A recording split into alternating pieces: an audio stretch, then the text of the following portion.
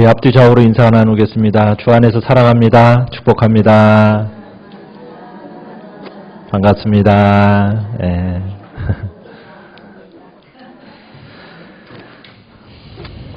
오늘 하나님께서 우리에게 주시는 말씀 사무엘하 16장 1절에서 14절까지의 말씀을 교독하겠습니다. 사무엘하 16장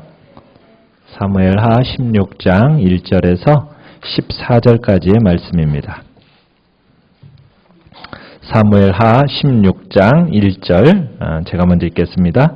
다윗이 마루턱을 조금 지나니 무비보셋의 종 시바가 한장 지은 두 나귀에 떡 200개와 건포도 100송이와 여름과일 100개와 포도주 한 가죽 부대를 싣고 다윗을 맞는지라.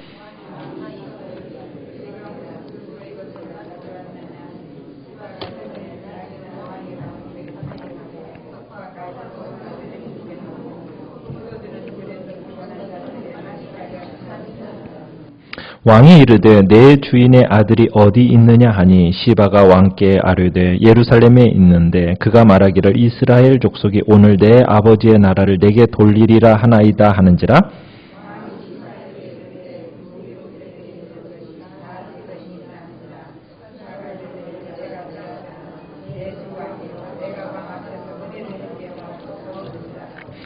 다윗 왕이 바후림에 이름에 거기서 사울의 친족 한 사람이 나오니 게라의 아들이요 이름은 시므이라. 그가 나오면서 계속하여 저주하고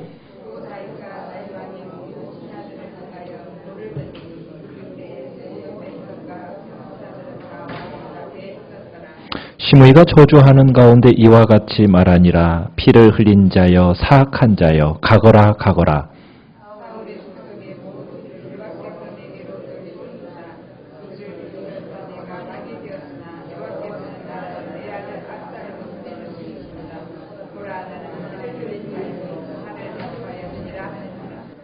스루야의 아들 아비새가 왕께 여짜오되 이 죽은 개가 어찌 내 주 왕을 저주하리이까. 청하건대 내가 건너가서 그의 머리를 베게 하소서 하니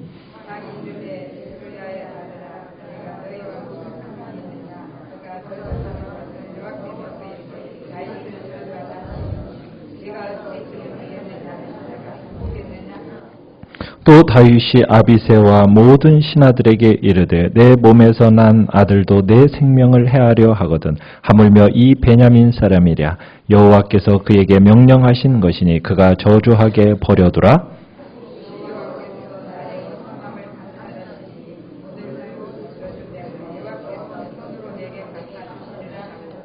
다윗과 그의 추종자들이 길을 갈 때에 시므이는 산비탈로 따라가면서 저주하고 그를 향하여 돌을 던지며 먼지를 날리더라.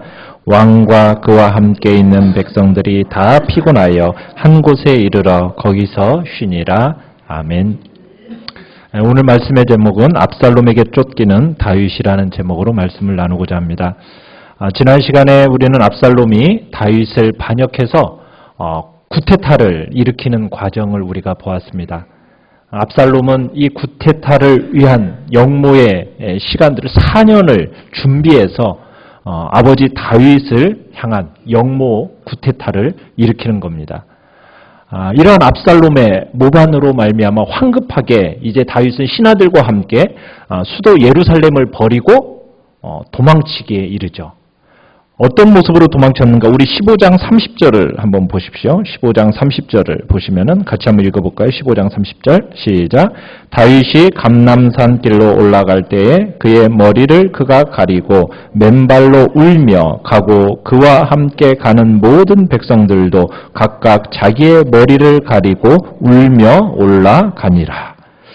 참 여러분 이 모습 얼마나 다윗의 비참한 모습입니까? 참 비참한 모습을 생생하게 보여주죠.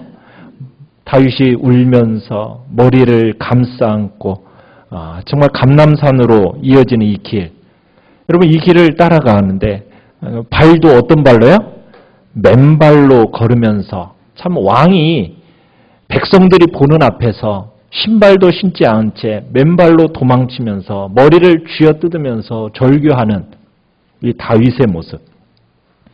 얼마나 참 고통스러웠으면 이렇게 왕의 체신도 아랑곳하지 않는 태도를 보였을까. 참 자기의 몸으로 낳은 아들, 그 아들에게 이런 반역을 당했으니 어떻게 이러지 않을 수 있겠어요?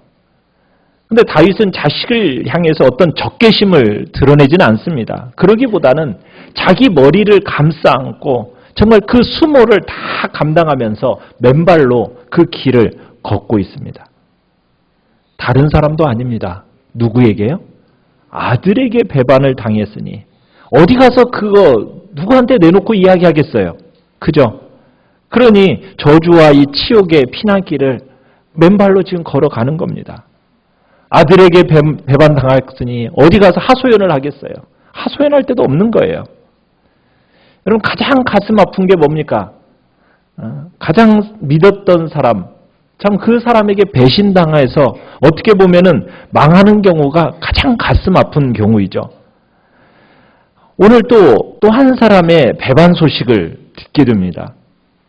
이 배반 소식은 중상모략하는 거짓 소식이에요.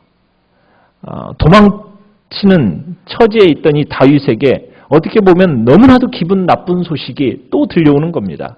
그 마음속에 세상에 믿을 사람 하나도 없다라는 그 절망스러운 소식이 오늘 또 들려와요.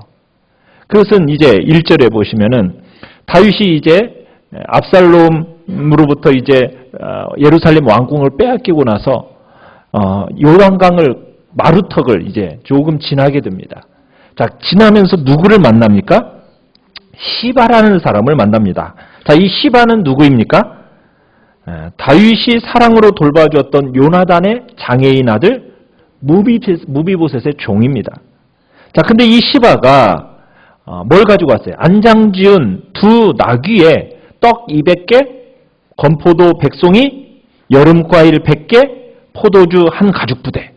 이걸 싣고서는 다윗을 맞이해 주는 겁니다. 이것들은 지금 다윗이 피난길을 가는데 꼭 필요한 물건들이었던 거예요. 그리고서는 지금 다윗을 돕는 겁니다. 어떻게 보면 시바가 지금 망명하는 이 왕을 맞으러 왔다. 여러분 이것은 어떻게 보면 다윗을 따르겠다고 나선 거죠. 그런데 이 시바라는 사람이 이렇게 따라 나서는 것은 순전한 마음으로 따라 나선 것은 아닙니다.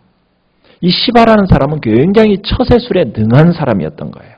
시대의 흐름을 볼 줄 아는 눈을 가진 사람이 바로 이 시바였던 겁니다. 그러니까 시바는 지금 어려운 처지에 빠진 다윗, 지금은 비록 도망치는 처지지만 다윗은 반드시 돌아올 거다. 이렇게 딱 믿고서는 돕기로 작정하고 지금 이 시간에 나와서 다윗을 도와주는 거예요. 지금 이 시바는 혼란스러운 이 정세 속에서 다윗이 이런 식으로 끝날 사람이 아니다라고 확신한 것 같아요. 그리고 그 아들 압살롬 결코 다윗을 대신할 만한 사람은 아니다라고 알고 있고 깨달았던 것 같아요. 그러면서 지금 이제 예상을 깬 이 요란한 영접으로 지금 시바가 다윗에게 나타난 겁니다. 그러자 다윗이 놀라서 시바에게 묻습니다. 뭐라고 묻습니까? 2절에 보니까 왕이 시바에게 이르되 내가 무슨 뜻으로 이것을 가져왔느냐? 이렇게 이제 묻습니다. 다윗은 알았던 거예요. 시바가 처세에 능한 사람이라는 것을 알았어요. 그걸 간파하고 이런 상황 속에서 왜 이런 일을 하는가라고 물으니까 네가 왜 압살롬에게 붙지 않고 나에게 붙는가? 이렇게 이제 이런 식으로 하면서 물었더니 시바가 조리 있게 대답을 하죠. 뭐라고 대답을 합니까? 2절에 이렇게 얘기합니다. 나귀는 왕의 가족들을 타게 하고 떡과 과일은 청년들이 먹게 하고 포도주는 들에서 피곤한 자들에게 마시게 하려 함이니이다. 지금 도피하는 이 다윗 왕실에 대해서 따뜻한 배려로 지금 이 일을 한다라는 거예요. 여러분 이 따뜻한 배려, 융숭한 대접을 받으니까 그 마음속에 이제 무슨 생각이냐면 어떤 정치적인 뜻이 있겠거니 하고서는 또 이제 묻습니다. 3절에 뭐라고 또 묻습니까? 내 주인의 아들이 어디 있느냐라고 묻어요. 자, 내 주인의 아들이 어디 있느냐.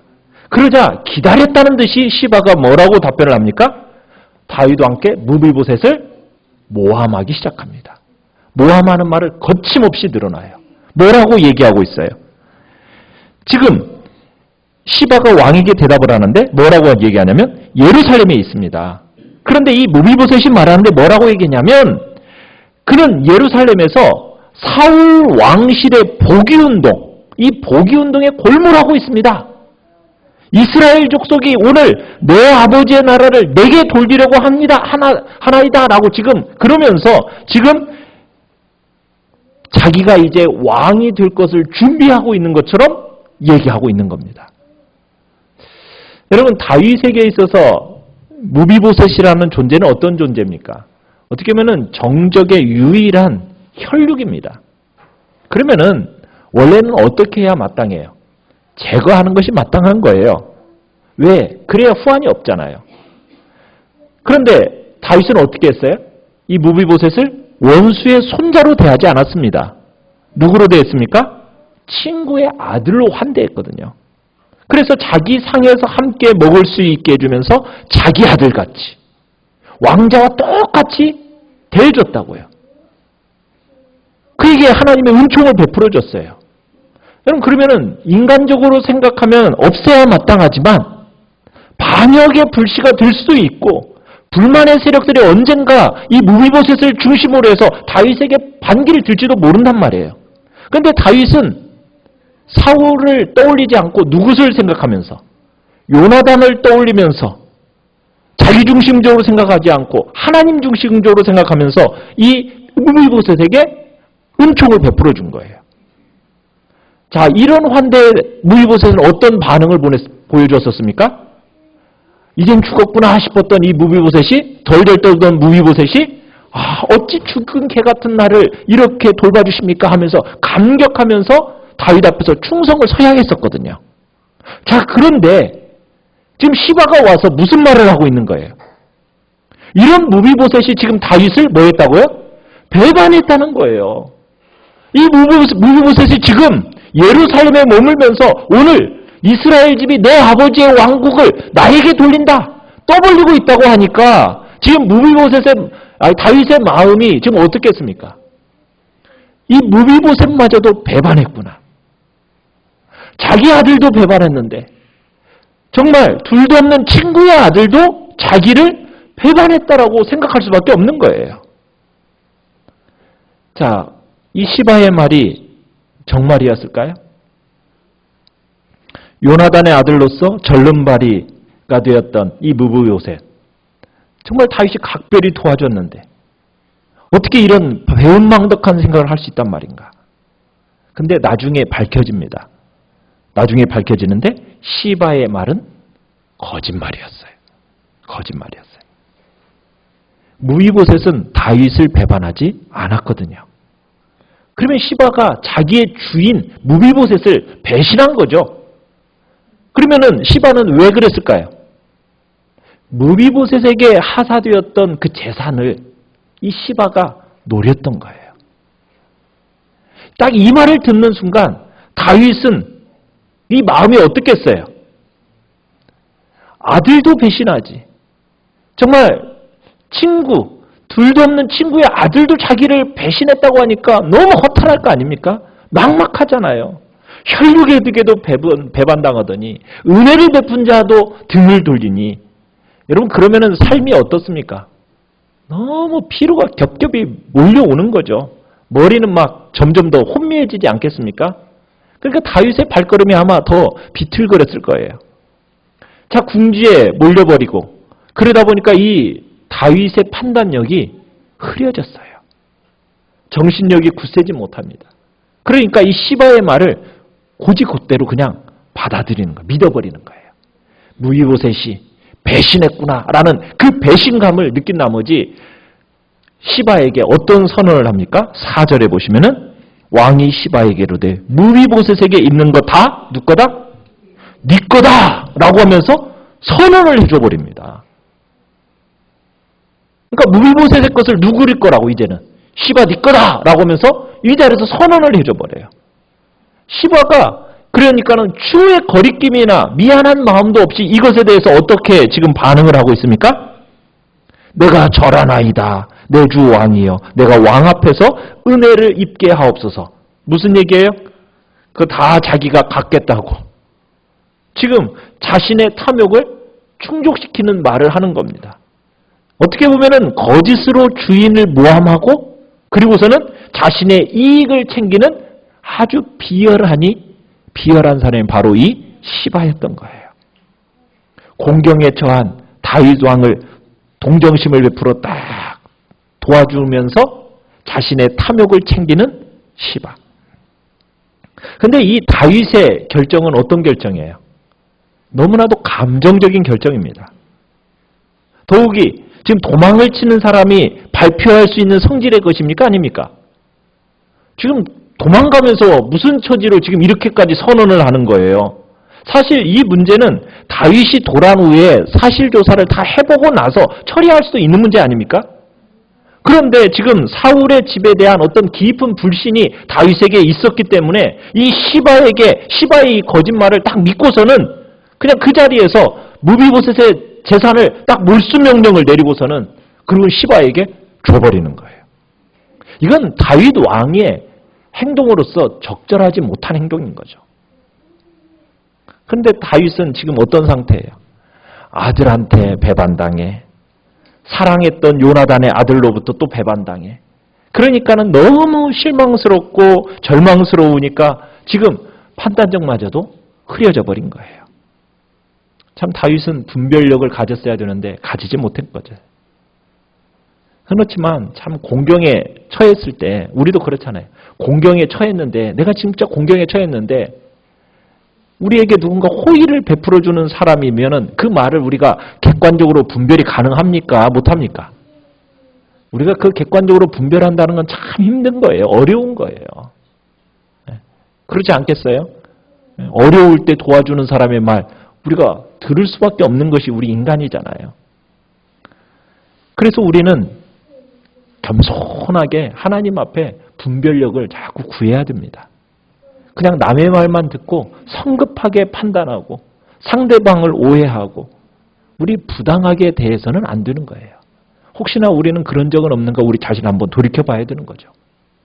우리가 살아가는 삶의 이 세상살이는 많은 사람들과의 관계 속에서 얽히고 설키는 복잡한 관계, 이해관계 속에서 살아갑니다.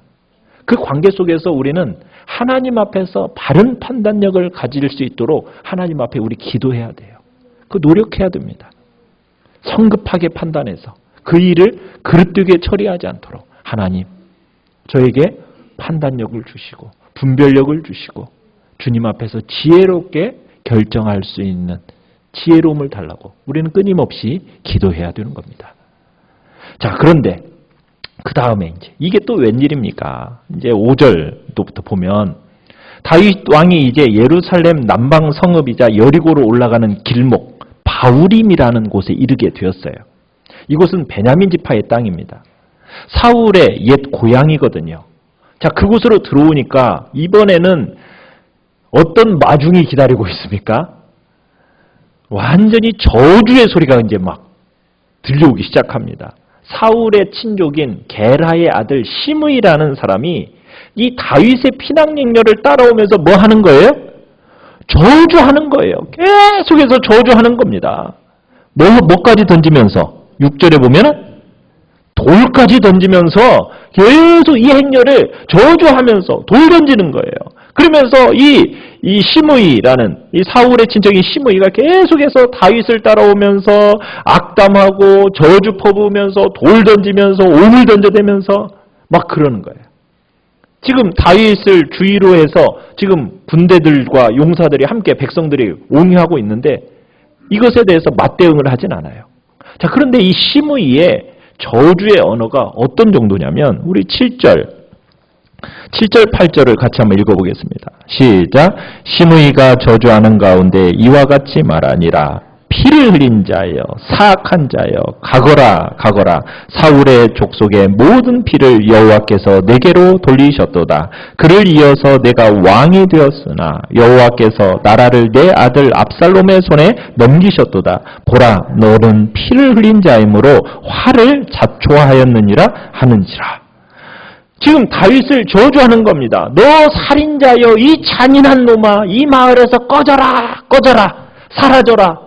이 더러운 늙은이 살인자야 하면서 이 지금 다윗을 향해서 이렇게 막 얘기하는 거예요. 네 아들 압살롬에게 나라를 빼앗기고 쫓겨나는 것이 왜 그런지 아냐? 사울의 집에 네가 온갖 살인을 저지르고 그 대신 네가 왕이 되었기 때문에 네게 대한 하나님의 보응이다. 너는 살인자이기 때문에 네가 스스로 불행을 자초한 것이다. 그러면서 지금 막 저주를 퍼붓는 거예요.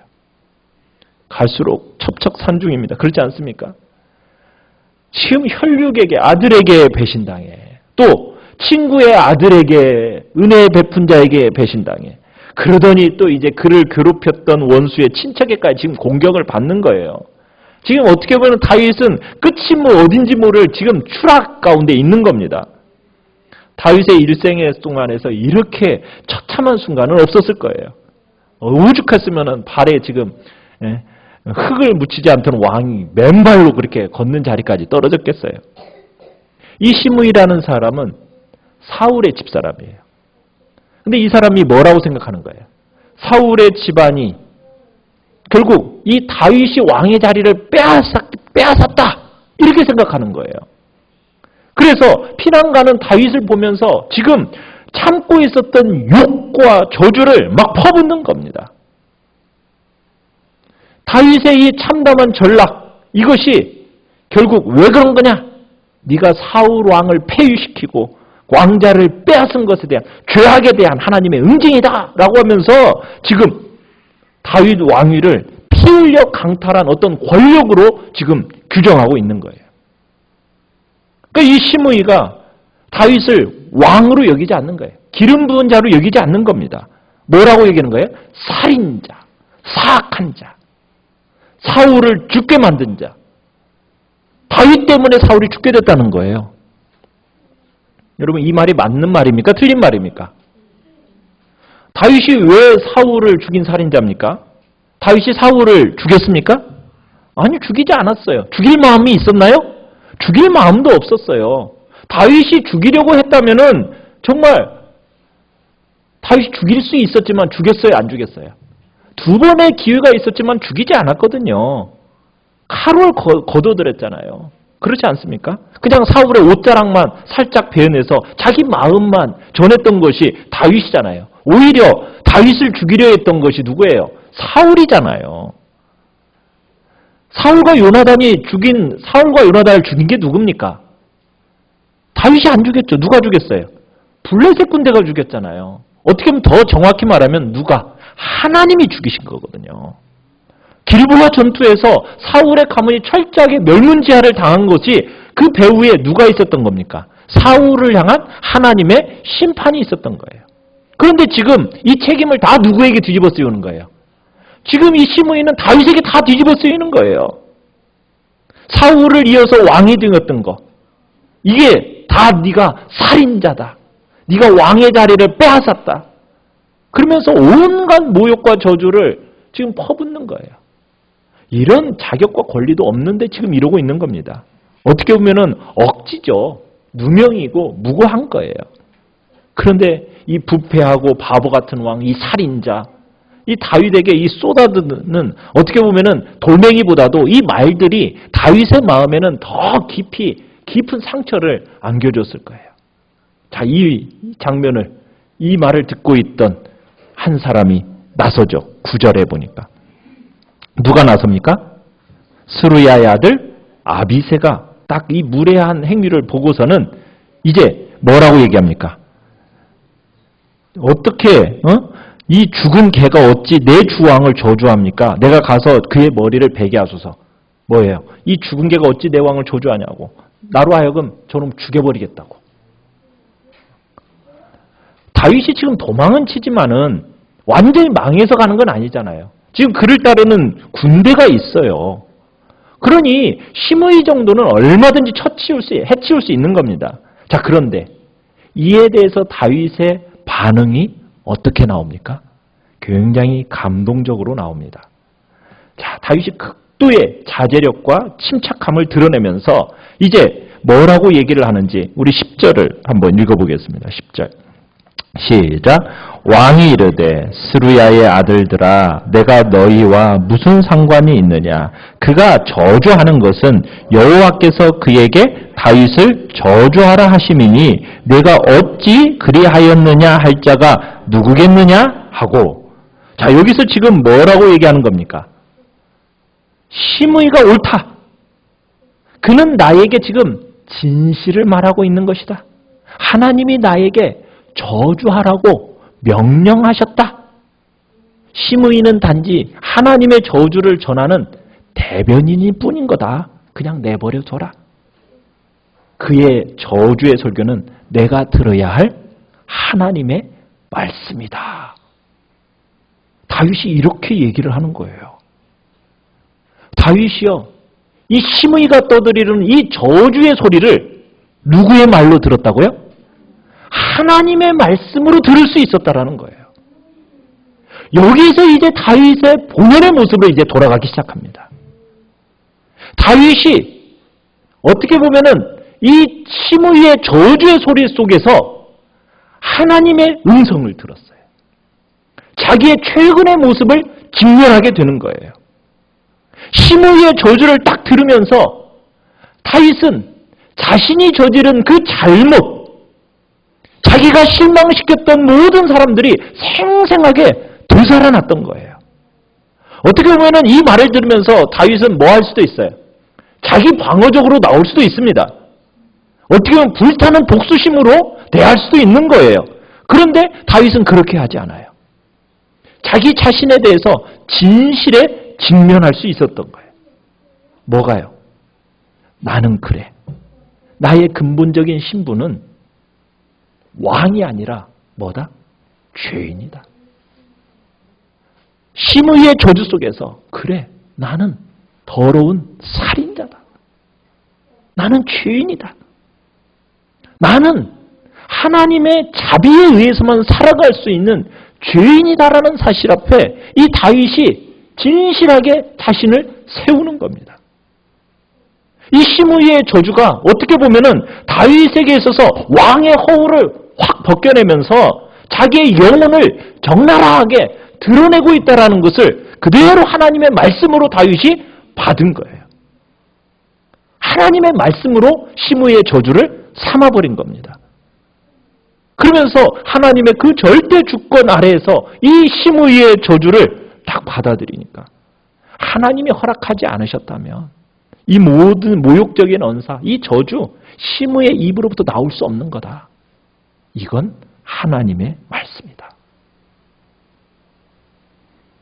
여러분, 우리는 여기서 다윗의 깊은 도량과 신학적인 통찰력을 우리가 볼 수가 있어요. 인간의 저주가 아니라는 거예요. 하나님의 저주다. 시므이의 욕을 듣고 그래, 나는 죄인이야. 나는 살인자다. 나는 더 심한 욕을 받아도 마땅한 존재다. 이렇게 생각을 하는 거예요. 그러면서 11절, 12절에 뭐라고 얘기하는가? 우리 같이 한번 읽어보겠습니다. 시작. 또 다윗이 아비새와 모든 신하들에게 이르되 내 몸에서 난 아들도 내 생명을 해하려 하거든 하물며 이 베냐민 사람이랴. 여호와께서 그에게 명령하신 것이니 그가 저주하게 버려두라. 혹시 여호와께서 나의 원통함을 감찰하시리니 오늘 그 저주 때문에 여호와께서 선으로 내게 갚아 주시리라 하고. 자, 여기서 이제 이렇게 얘기하는 거예요. 내 몸에서 나온 내 아들도 내 목숨을 노리는데 이 베냐민 사람이야말로 얼마나 더 하겠는가. 그냥 저가 나를 저주하도록 그냥 내버려 둬라.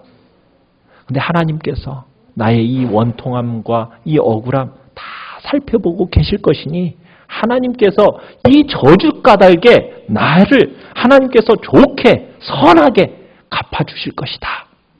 이 믿음으로 이제 다윗이 나가는 거예요. 그러니까 다윗은 모든 것을 수용하는 성숙한 믿음의 태도를 보이는 겁니다. 정말 놀라운 인내력이요, 수용력인 거죠. 그러면서 자기의 소망을 밝히는 거예요. 뭐라고요? 혹시 여호와께서 나의 이 원통함을 감찰하시니 오늘날 그 저주 까닭에 선으로 내게 갚아주시리라. 그러니까 다윗은 거기에 일일이 대응하지 않는 겁니다. 오로지 누구만 바라보는 거예요. 하나님을 바라보고 하나님이 갚아주실 것이다. 하나님만 의식하는 거예요. 여러분, 이것이 우리가 이 피곤한 세상을 살아가는 지혜입니다. 다윗이 이 피곤한 겹겹이 몰려오는 그 피곤함 속에서 살 수 있었던 지혜가 여기에 있는 거예요. 내 허물이면 내가 감당하고 내 원통함이면 하나님이 그 저주가 달게 선으로 내게 갚아주실 것이다. 여러분, 여기에 놀라운 믿음의 고백이 있는 겁니다.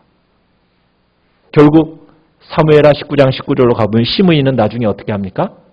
다윗 앞에 엎드려 사죄합니다. 용서를 구해요. 그리고 결국 시므이는 어떻게 돼요? 솔로몬에 의해서 죽임을 당하고 맙니다.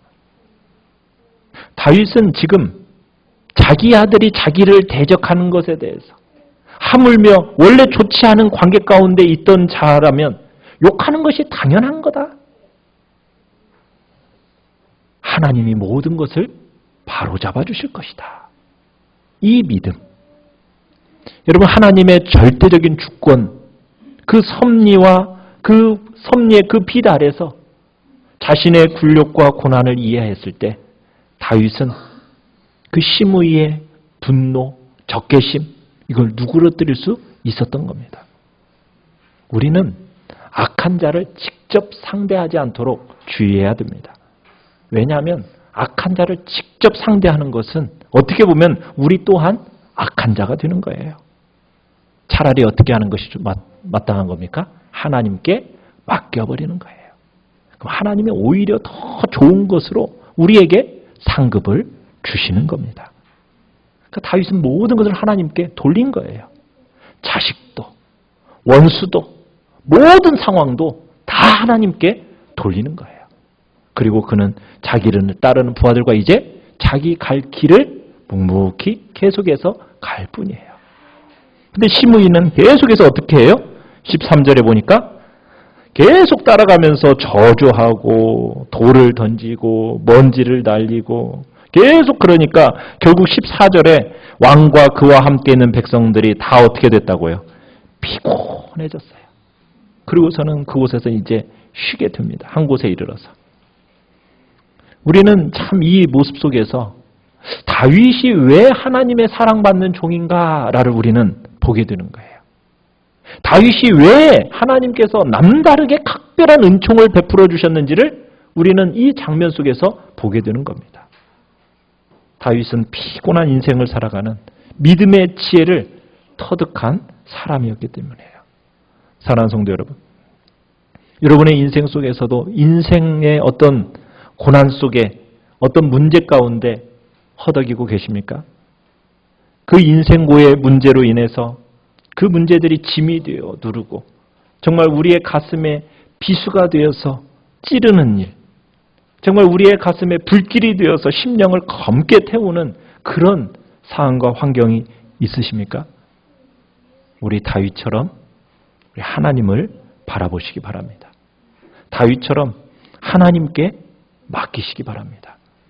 환경을 탓하나 다른 사람들의 말에 의해서 서운해하지 마시고 오직 하나님만 바라보십시오.